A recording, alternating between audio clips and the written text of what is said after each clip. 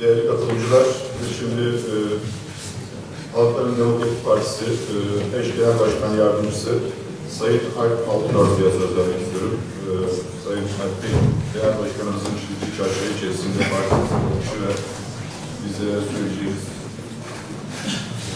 bunlar için buyurun. Sayın Genel Başkan, Sayın Genel Başkan, değerli konuklar ve katılımcılar, hepinizi partimiz HDP adına sevgi ve saygıyla selamlıyorum. Ve konuşmama Çerkes toplumunun öz örgütlenme mücadelesinde yitirdiğimiz Sayın Mahmut Özden'i anarak başlamak istiyorum. Halen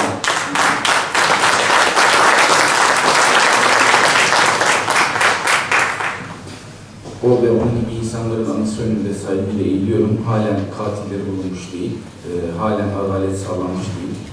Aradan geçen neredeyse 40 yıllık süreye rağmen. Türkiye Çerkeslerinin demokratik talepleri başlıklı bu 8 taleplik bildirge gönül rahatlığıyla ifade edebiliyoruz ki HDP'nin de savunduğu ilkelerdir, taleplerdir. İki nedenden dolayı böyledir. Birincisi, bizim açımızdan Türkiye'de halkların öz örgütlenmesi, bu öz örgütlenme temelinde yükseltecekleri talepler esastır. Yani metot bakımından biz Türkiye Çerkeslerinin bir araya gelip konfederasyonlaşmış olması ve bu temelde siyasete kendi taleplerini belirtmiş olmasını çok önemli bir demokratik gelişim olarak değerlendiriyoruz. Ve bu talepleri her zaman esas alacağımızı ifade etmek istiyoruz. İçerik açısından ise bu dile getirilen talepler zaten sizlerin de bildiği üzere HDP'nin her platformda savunduğu taleplerdir. İnsana saygılı yeni anayasa. Buradan başlayalım. Biz belki bunu en önemli mücadele başlıklarımızdan biri olarak hep gördük. 2011 seçimlerinde AK Parti'nin de bu bir hedefiydi. Yeni anayasa için o istedi o dönem Sayın Erdoğan. Fakat meclis oluşturulup anayasa komisyonu görüşmelerine geçildiğinde çok ciddi bir kilitlenme yaşandı. Komisyon görüşmeleri yapıldı. Adeta hani dostlar alışverişte görsün misali.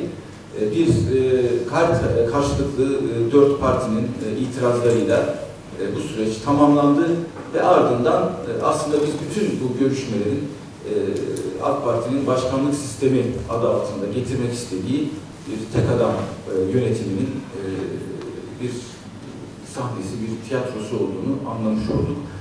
O dönem sanırım eğer 330 milletvekilinden fire vermeselerdi bilinen nedenlerle bu tek adam anayasası meclise getirilecekti. Oradan 330 milletvekilinin oyuyla referanduma götürülecekti.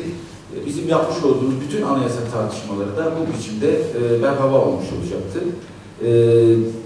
Bizim o dönem BDP'nin sunmuş olduğu taslak ortadadır.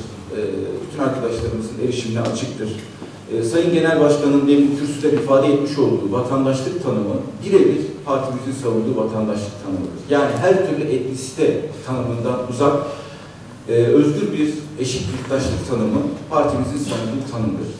Bizim dışımızdaki 3 partinin nasıl bir vatandaşlık tanımı savunduğu da anayasa komisyonu tartışmalarında ortadadır. Türk milliyetçiliğini esas alan vatandaşlık tanımını her 3 partide savunmuşlardır. Sadece HDP ve onun daha önce meclis grubumuz BDP'deydi. Bütün yurttaşların eşit tanımlanacağı, bütün etnik kimliklerin üstünde bir Sayın Genel Başkan'ın ifadesiyle ulusüstü bir vatandaşlık tanımı, Türkiye yurttaşlığı tanımını getiren yegane parti biz olduk. Bu konuda vatandaşlık tanımı tartışmasında zaten bir ayrışma oldu. Daha sonra 66. madde tartışmasında bu ayrışma iyice derinleşti. Biz karşımızda diğer 3 partiyi blok halde bulduk. Tıpkı işte genel ahlak gibi her maddede tekrarlanan bu genel ahlak tanımı işte gibi bir etnik vatandaşlık tanımı da burada karşımıza çıktı. Türkiye Cumhuriyeti vatandaşlarını Türk olarak tanımlama ısrarı her üç parti tarafından özellikle 66. madde tartışmalarında net olarak sergilendi. Şimdi zaten MHP ve CHP'nin bu konudaki tutumu ortadadır. AK Parti de genel vatandaşlık tanımında bunu getirmedi ama 66. maddede o da Türk tanımını getirdi. Şimdi bu ülkede hepinizin de çok iyi bildiği gibi Kurtuluş Savaşı'nı bütün halklar bir arada verdi. Ve Çerkez toplumunun da Kurtuluş Savaşı'nda çok özel bir rolü, çok özel bir yeri vardı. Demin konuşan arkadaşımız da ifade etti. Çerkesler Türkiye asli vatanımız duygusu içindedir. Ki öyledir de. Türkiye Cumhuriyeti'nin bütün yurttaşları için Türkiye asli vatandır. Fakat şu soruyu sormak gerekiyor. Bu asli vatan neden Çerkeslerden dilini ve kimliğini almıştır? 1921'de bu ülkede Çerkesler vardı ve bu Çerkesler neden Türkleştirildi? Türk olmak, Çerkes olmaktan daha üst bir kimlik midir? Ya da daha üstün bir vasıf mıdır ki Çerkesler dilini ve kimliğini Türk varlığına armağan etsin? Bu soruyu açıkça sormamız gerekiyor. Biz demokratik ulustan yanayız. Halkların Demokratik Partisi demokratik ulustan yanadır. Demokratik ulus ne demektir? Şimdi ulus olmak her şeyden önce tasada, kıvançta, sevinçte, acıda bir olmak demektir. Türkiye'de böyle bir ulus tanımı artık kalmadı. Tasada, acıda birbirinin zıttı topluluklara ayrışmış durumdayız. Bunu yeniden birleştirecek yegane formül, her türlü etnik kimliğin, ana dilin, ulusun, inancın anayasa ve yasa karşısında eşit sayılacağı bir vatandaşlık tanımı olabilir. Eşit yurttaşlık dediğimiz, özgür yurttaşlık dediğimiz budur. Eğer böyle bir vatandaşlık tanımına ulaşabilirsek o zaman biz bir demokratik ulus haline geleceğiz. Kürt'ü de, Türk'ü de, Arap'ı da, Çerkez'i de, inanç bakımından Alevisi, Sünnisi, Ezidisi, Hristiyanı hepsi kendisini bu ulusa eşit biçimde ait hissedebilecek. Bir millet-i hakime anlayışının yerini eşit yurttaşlık anlayışı almak zorunda. Aslında 1908 devriminin de ilk başta ortaya koyduğu yurttaşlık çerçevesi buydu. Fakat daha sonra bir ittihatçı müdahale bunun yönünü Babali baskınından sonra değiştirdi. 1923'ten sonra da her ne kadar Kurtuluş Savaşı'nı bütün halklar ortak vermiş olsa da nihayetinde 1930'lara geldiğimizde bu ülkede sadece Türklerin ulusal hak talep etme hakkı vardır. Bunun dışındaki unsurların tek hakkı vardır, o da köle olmak hakkıdır denilen bir noktaya geldik. Bu noktayı biz eşit olmayan yurttaşlık, millet-i hakime anlayışı olarak tanımlıyoruz ve artık Türkiye'nin böyle bir yurttaşlık tanımıyla yönetilmesinin de mümkün olmadığını çok açık net biçimde ifade ediyoruz. 90 yıllık bu paradigma artık çökmüştür. Çökmüştür.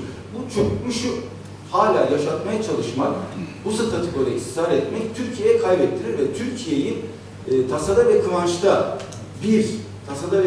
birlikte bir ulus haline böyle bir yurttaşlık tanımıyla asla getiremezsiniz. Getiremeyeceğiniz için de şu anda Türkiye'nin yeniden birliğinin, demokratik bir ulus temelde birleşmesinin yegane alternatifi de Halkların Demokratik Partisi'dir. Dolayısıyla biz demokratik ulus ortak vatan diyoruz ve bu çerçeve içerisinde Çerkes toplumunun dile getirdiği yeni anayasa talebinin de en önde gelen savunucusuyuz. Yani biz yeni anayasadan şunu anlamıyoruz. Biz yeni anayasadan Beştepe'de oturan bir kişinin eline bütün ülkenin kaderini teslim etmeyi anlamıyoruz. Bunun karşısında bütün gücümüzle de duracağız. Buradan bir kez daha açık ve net biçimde ifade etmek istiyoruz. Biz yeni anayasadan demokratik, çoğulcu ve yerinden yönetimci bir anayasayı anlıyoruz. Türkiye'deki bütün milli emlak arazilerinin ne olacağına başbakan karar versin diye bir zihniyetin, bir anlayışın Türkiye'de demokrasi üretmesi mümkün değildir. Bu anayasa beni bağlamıyor. Ben her şeyi yönetmek istiyorum. Benim gücümü sınırlayacak, benim gücümü denetleyecek, dengeleyecek hiçbir gücün varlığına ben razı gelmiyorum şeklindeki bir anlayışla demokrasi üremesi Türkiye'de mümkün değildir. Tam tersini savunuyoruz. Yani yerel yönetimlerin güçlendirilmesi, yerinden yönetimin güçlendirilmesi ve bu temelde demokrasinin topluma yayılması gerekir. Bütün halkların, bütün ulusal kimliklerin varlıklarının tanınması, güvence altına alınması, bütün ana dillerinde eğitim yapılması ve eğitimin yerelleşmesi gerekir aynı zamanda. Bu konferansa hazırlanırken güzel bir haber okudum. Kafkas Dernekleri Federasyonu sitesinde Sakarya Hendek'te Abazaca dil eğitimi başlamış. Keza Rize'nin Fındıklı ilçesinde Lazca eğitim ilk kez müfredata girdi, başladı. Bunlar tabii çok küçük ve sembolik düzeylerde adımlar. Şunu da bilmenizi isterim. Yani Kürtçe dersi de aynı yasayla olması gerekiyordu. Pek çok genci de buradan mezun ettiler Kürtçe öğretmenliği bölümlerinden. Bunların hiçbirisi istihdam edilmedi.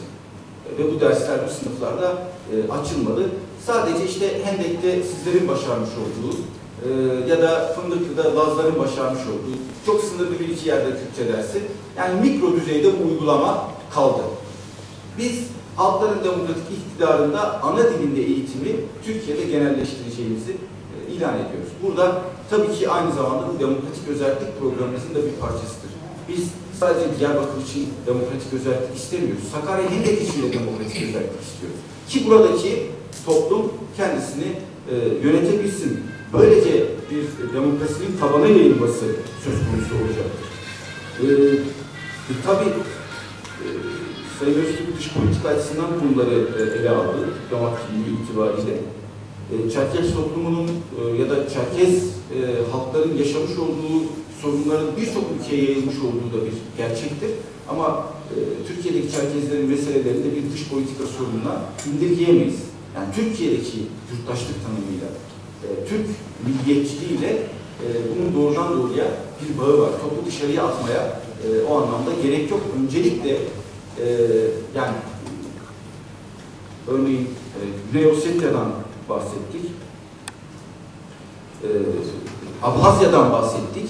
Şimdi Abhazlar, Güney Ossetya halkı neden Gürcistan içerisinde barınamadılar? Çünkü ulusal kimlikleri reddediliyor. Çünkü baskı altındalardı. Self determinasyon hakkını kullandılar, ayrı devlet kurdular. Şimdi zaten eşit olmayan yurttaşlık tanımı ve bunun getirdiği asimilasyon baskısı, dayatması bütün dağılma ve parçalanmalara yol açmıştır, açar. Esas mesele halkların bir arada yaşamını güvence altına alacak demokratik temelleri oluşturmaktır. Yoksa bu sağlanamadığı her durumda biz halkların self determinasyon hakkını savunuyoruz. Programımızda da var ulusların kendi kaderini tayin hakkı. Ve bunu da büyük güçler arasındaki güç savaşlarına kurban etmeyiz. O anlamda hem Abhazya ve Güney Ossetya halklarıyla hem de bölgemizdeki bütün halklarla güçlü ilişkiler kurmak bizim bölgesel politikamızın önde gelen bir parçasıdır. Mesela bugün Rojava'ya bakalım. Rojava'da özellikle Cizire kantonunda Çerkez, Çeçen halklardan insanlar var ve buradaki halk meclisinde temsil ediliyor. Temsiliyetleri var, temsiliyetleri var. Doğrudan Çeçenlerin burada temsiliyetleri var. Ve Rojava Toplumsal Sözleşmesi'ni okuduğumuzda orada bir Kürt yönetimi kurulmadığını çok net biçimde görebilirsiniz. Rojava'da yaşayan bütün halkların yönetimi kurulmuştur. Arap, Süryani, Ezidi, Çeçen, Asuri, Türkmen, bütün uluslardan, bütün halklardan insanların Rojava'da ortak bir yönetim oluşturduğunu, meclisin bütün bu halkların içerdiğini görürsünüz. Örneğin Cizire kantonunun eş başkanlarından birisi Arap'tır, birisi Kürt'tür. Kobani'de bugün yaşanan direniş DAEŞ çetelerine karşı, Orta Doğu'nun en barbar, en vahşi bu çete yapılanmasına karşı insanlığın bir savunusu. Ve burada Şineps gazetesinde yayınlanan bir yazıda ifade ediliyordu. Oradan faydalanarak şunu söylemek isterim. Gerçekten de Çerkeslerin 150 yıl önce Rusya'da yaşamış oldukları trajediyle, soykırımla, katliamla bugün Orta Doğu'da Ezidi Kürtlerin Şengal'de yaşamış olduğu soykırım, katliam pek çok bakımdan örtüşmektedir, benzeşmektedir. Ama burada Şengal'de halkların kaderini değiştiren oradaki direniş olmuştur. Orada öz savunma temelinde Şengal'de bir direniş gelişti ve DAEŞ çeteleri bugün Şengal'den atılıyorlar ve yavaş yavaş Ezidi toplumu da geri dönmeye başladı. Ama tabii yaşanan acıların telafisi de o anlamda mümkün değil. Ne yazık ki Türkiye'de AK Parti hükümeti bu çetelere her türlü lojistik, siyasi, askeri destek sunmuştur. Bu herkesin bildiği bir gerçektir. Ve Şengal'de yaşananlardan da, Kobani'de yaşananlardan da bu hükümet doğrudan doğruya sorumludur diyoruz. Şimdi Orta Doğu'ya baktığımızda iki anlayışın, iki programın cepheleştiğini, karşı karşıya geldiğini ve bunların çatıştığını görüyoruz. Yani burada DAEŞ çeteleri dediğimiz aslında bölge gericiliğinin ve uluslararası gericiliğin bir koalisyonudur. IŞİD ya da DAEŞ dediğimiz bağımsız bir güç değildir. Eski Saddam Hüseyin dönemi subaylarının, bazı unsurlarının bölge gericiliğini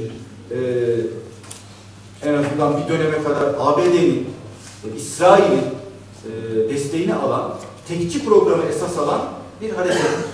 Tek dil, tek millet, tek inanç anlayışının en vahşi, en gaddar biçimde uygulanışıdır. Burada Arap milliyetçiliğinin, İslam tekçiliğinin ki İslam'ın da Selefi yorumunun bir dayatılması söz konusu, kabul etmeyenin kellesini uçuran bir zihniyet. Bölge devletleri bakımından da bunu Suudi Arabistan'ın ya da İran'ın farklı biçimlerde bugüne kadar uyguladığını biliyoruz. Halklara dönük bu idamların, kafa kesmelerin bu devletler eliyle de bugüne kadar uygulandığını biliyoruz. Bunun karşısında Rojava'da bir aydınlık var. Rojava'daki aydınlık kadın önderlikli bir devrimdir. Aynı zamanda bütün halkların ve inançların eşit olduğu bir devrimdir. Rojava devrimi. Ve DAEŞ'in karşısında Rojava'nın durabilmiş olması kesinlikle sadece askeri terimlerle, sadece silah gücüyle, sadece bombalamayla, şunla bununla izah edilemez. Burada bir yaşam savunusu vardır. Rojava'da inşa edilen yeni yaşamı savunmuştur.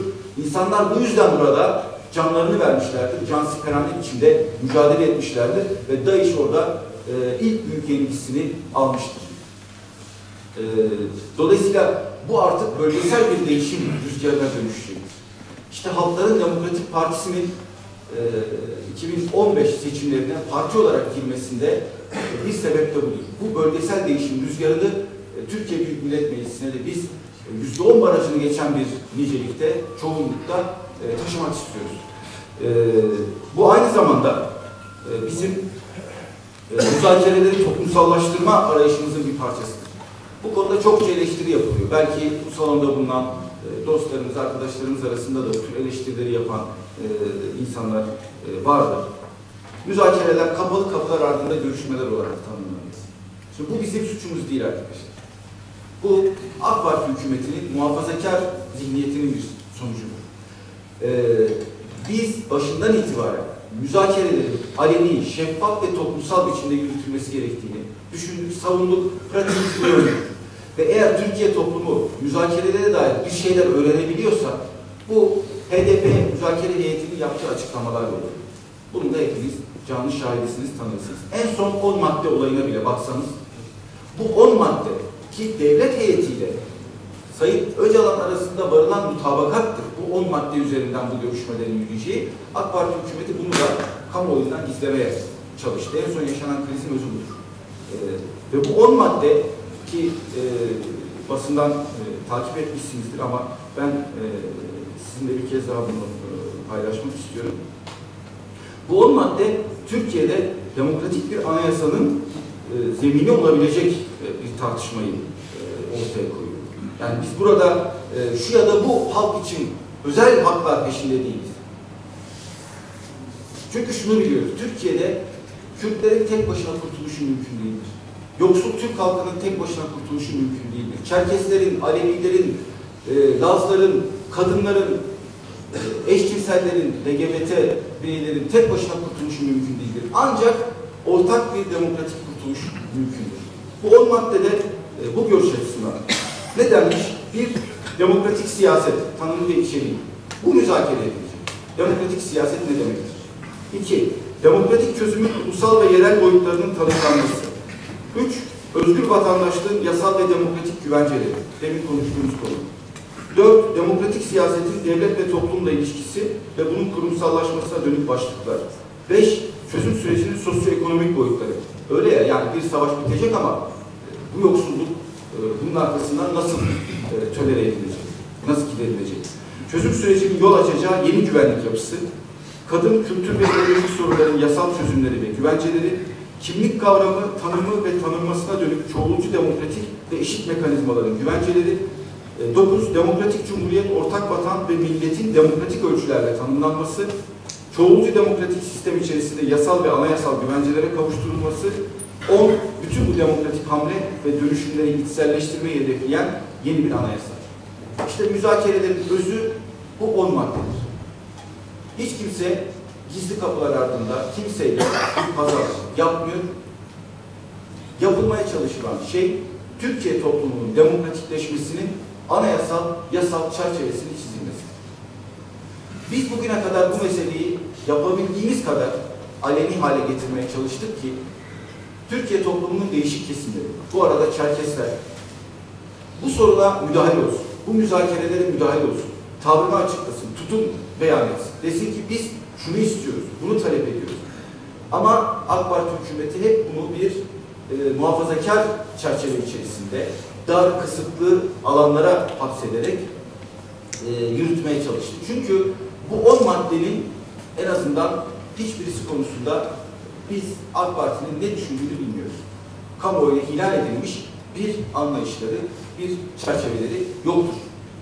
Anayasa dendiği zaman Sayın Erdoğan'ın başkan yapılması dışında hiçbir somut önermeleri bugüne kadar önümüze çıkmamış. Hani su yasalına dokunulan maddelerde bir uzlaşma sağladık ama bunun dışında bir şey yok.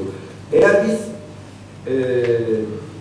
bu çerçeveyi kabul etseydik, evet yine bağımsız adaylarla girip belli sayıda insanla bu mecliste. Hayır, biz bu çerçeveyi kabul etmiyoruz.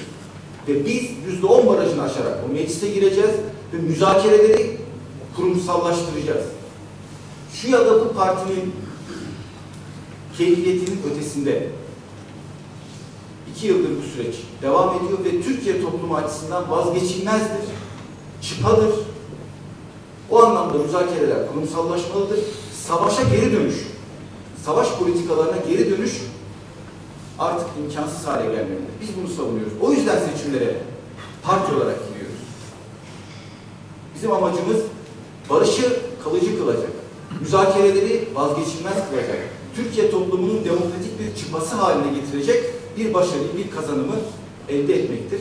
Bu anlamda Türkiye'nin yaşamakta olduğu bu demokrasi krizine çözüm üretebilecek yegane partinin de Halkların Demokratik Partisi olduğunu bir kez daha buradan ifade etmek istiyoruz.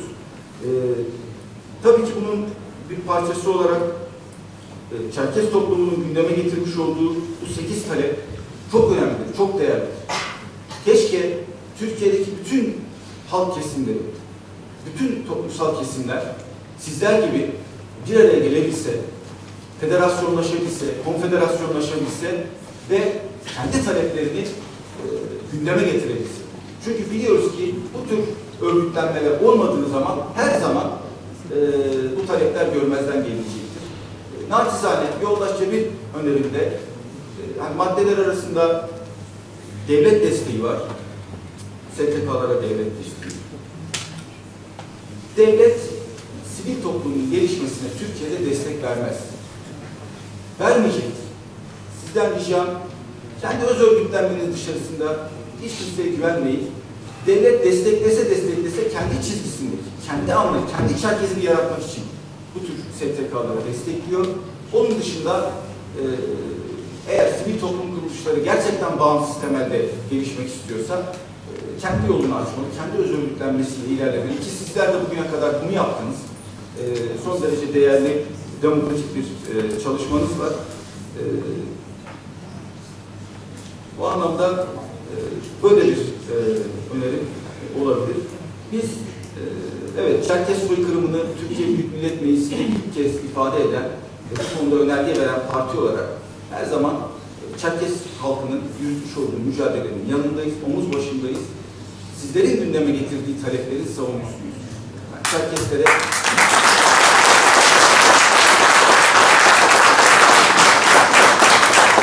ve bu ülkede asimilasyonu, tekçiliği ortadan kaldırdığımızda burada kazanan ve kaybeden olmayacak. Türkiye kazanacaktır.